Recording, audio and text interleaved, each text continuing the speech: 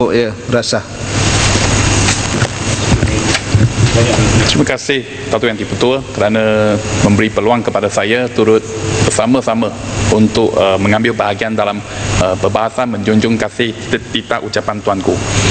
Datuk Yang Di-Pertua, dalam titah ucapan Tuanku, saya yakin kesemua daripada ahli-ahli yang berhormat di dalam Dewan Yang Mulia ini, kita dapat merasai Tuanku begitu prihatin kepada kebajikan rakyat dan khususnya kepada anak-anak muda,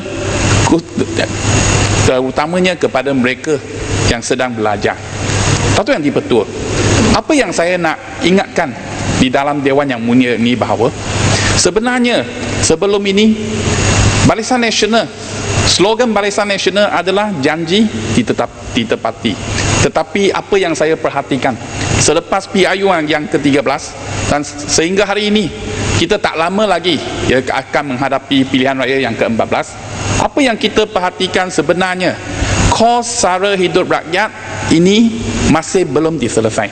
Dan yang paling penting sekali, bukan sahaja kos sara hidup rakyat tidak diselesai, tetapi tahun ini sahaja kita telah pun menyaksikan kenaikan harga minyak sebanyak 40 sen.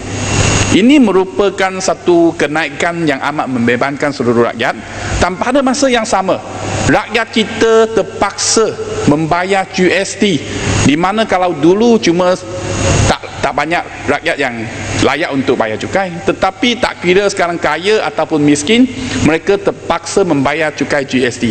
Ini telah pun menambah buruk keadaan kos sara hidup rakyat dan ia perlu ditangani dengan segera. Datuk Yang Di-Pertua, selain daripada itu, kita lihat ada GST, kita juga memperlihatkan wujudnya kenaikan harga minyak dan sebagainya. Tetapi kita lihat, bagi pihak TNB baru-baru ini, saya terima banyak aduan daripada penduduk dari kampung bahawa mereka telah pun didakwa mengusik meter mereka. Saya nak ambil satu contoh, iaitu salah seorang penduduk yang tua tinggal seorang di rumahnya. Nama dia Tang Keng. Nombor akaun 032000408301. Beliau telah didakwa mengusik meter kerana kediamannya, penggunaan elektriknya cuma lebih kurang dalam RM15 sebulan. Datuk Yang Di-Pertua, ini merupakan seorang warga emas yang tinggal seorang di kediamannya tanpa sebarang aircon, tetapi diminta oleh TNB untuk membayar pampasan sebanyak RM445. Saya rasa ini merupakan satu yang amat tidak adil, khususnya bagi pihak TNB. Mereka cuma menggunakan kuasa mereka untuk menindas rakyat. Dan saya yakin perkara ini juga dihadapi oleh semua ahli-ahli yang berhormat, di mana ketiga pengadu-pengadu ini mereka datang ke pejabat kami, mereka tidak boleh membuat apa-apa. Mereka cuma ada pilihan untuk berunding dengan TNB, nak bayar berapa, nak diskaun ataupun tak nak diskaun. Kalau tak nak diskaun, TNB akan bawa kes ini ke mahkamah. Dan untuk makluman semua, kebanyakan daripada pengguna-pengguna ini mereka tidak mempunyai wang yang mencukupi untuk mengupah peguam. Jadi kebanyakan kes ini terpaksa mereka menerima tawaran daripada TNB. Dan pada masa yang sama, kita ada Suruhanjaya Tenaga, tetapi Suruhanjaya Tenaga ini nampaknya tak boleh pakai juga. Saya sendiri telah pun menghantar beberapa aduan kepada Suruhanjaya Tenaga, tetapi sampai hari ini Suruhanjaya Tenaga tidak melayan aduan daripada saya dan langsung tidak lihat terhadap semua pengguna-pengguna yang ditindas oleh pihak TNB. Datuk Yang Di-Pertua, ini satu perkara yang sangat penting, di mana saya rasa kementerian yang berkenaan, kerajaan pusat mesti campur tangan supaya memastikan hak-hak penduduk kita dapat terjamin.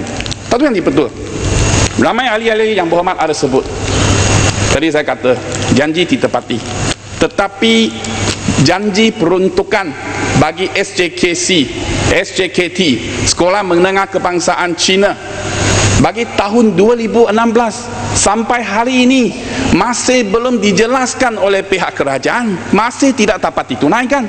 Dan ketiga, saya tanya soalan di Dewan Yang Mulia ini, jawapan yang saya terima daripada Kementerian Pendidikan, khususnya daripada Menteri Pendidikan, Mereka cuma kata peruntukan telah pun diturunkan pada hujung bulan Februari, akan diturunkan kepada semua sekolah secara berperingkat. Tetapi saya nak tanya di sini, sekarang tahun 2017, sekolah-sekolah ini cuma menerima peruntukan untuk tahun 2016. Kalau peruntukan tahun 2016 perlu menunggu secara berperingkat, bilakah sekolah-sekolah ini boleh mendapat peruntukan untuk tahun 2017? Dan saya berharap dalam perkara ini pihak yang bertanggungjawab, pegawai yang terlibat ataupun mana-mana individu yang menyebabkan kecuaian ataupun kesilapan ini, kita perlu mengambil tindakan terhadap mereka. Janganlah kita wujud sesuatu di mana Yang Amat Berhormat Perdana Menteri membentangkan bajet dan pada masa yang sama telah pun mengumumkan peruntukan yang sepatutnya diturunkan kepada sekolah ini tidak dapat ditunaikan. Dan ini satu perkara yang serius, dan saya percaya ini perlu diambil tindakan yang tegas, dan tidak boleh kita melepaskan mereka yang cuba melakukan kesilapan ini. Dan saya percaya kerajaan memang mempunyai niat yang baik untuk membantu sekolah, cuma pihak-pihak yang tertentu cuba menghalang peruntukan ini turun ke sekolah.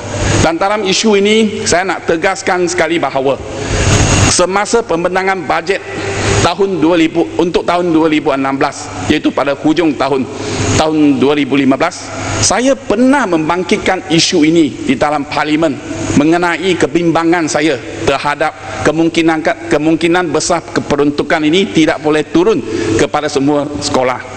Tetapi tak ada, walaupun saya ada utarakan masalah ini, tetapi lihatnya tidak diberi perhatian oleh pihak kerajaan, dan sampai hari inilah kita masih menanti peruntukan untuk tahun 2016. Dan yang paling teruk sekali, pada mulanya kami cuma ingat peruntukan untuk SMJK tak turun saja, tetapi SJKC, SJKT turut tidak tepat. Sebab itu dalam ucapan perbahasan saya ketika pembentangan bajet tahun 2017, saya mohon pihak kerajaan supaya mengemukakan satu senarai di mana kita nak lihat satu senarai yang menyenaraikan berapakah peruntukan yang diterima oleh setiap sekolah. Sebab kita nak memastikan sekolah kebangsaan menerima keseluruhannya peruntukan yang diturunkan. Kita nak memastikan semua aliran sekolah menerima peruntukan yang diperlukan untuk menaik taraf sekolah tersebut, kerana kita nak memberikan satu environment ataupun satu keadaan yang lebih baik kepada anak-anak murid kita dan juga guru-guru kita. Dan yang akhir sekali, memandangkan masa tidak mengizinkan, cuma 10 minit diperuntukkan, saya nak sekali lagi membangkitkan isu pengiktirafan UiC. Saya rasa pagi tadi kita telah pun menyaksikan bagaimana Yang Berhormat Ketereh mempertahankan pengiktirafan Sijil UiC. Apa yang saya nak tegaskan di sini, isu pengiktirafan Sijil UiC dia bukan isu politik. UiC diterima oleh universiti terkemuka di antarabangsa. Tetapi yang amat malang sekali, pihak kerajaan sampai hari ini masih mengambil langkah tidak mengiktiraf UiC. Dan pada masa yang sama, Yang Berhormat Timbalan Menteri Pendidikan Chong Sing Wun dalam kenyataannya pada Disember 2016, beliau menyatakan bahawa isu teknikal UiC telah pun diselesai, cuma menanti keputusan kabinet dia nak iktiraf ataupun tidak. Tetapi ketika saya tanya soalan kepada Menteri Pendidikan, jawapan daripada pihak kerajaan masih status quo. Saya tanya status terkini, tetapi kerajaan tidak dapat menjawab saya apakah status terkini. Cuma jawapan yang standard, iaitu tidak mengaku dasar pendidikan negara. Jadi ini merupakan satu perkara yang penting, di mana banyak janji ataupun harapan telah pun diberikan kepada rakyat ataupun diberikan kepada murid-murid. Jadi ini merupakan salah satu perkara yang perlu diselesaikan, dan saya bercadang kepada pihak kerajaan, jikalau kerajaan benar-benar ikhlas, saya mohon pihak kerajaan supaya iktiraf UiC sebelum PIU yang ke-14. Bukannya guna isu UiC untuk memancing undi daripada mana-mana pihak. Satu yang dipertua.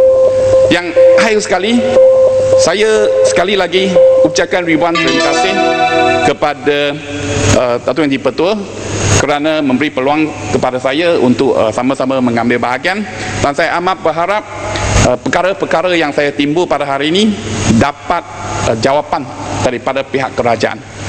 Sekian ucapan saya, terima kasih.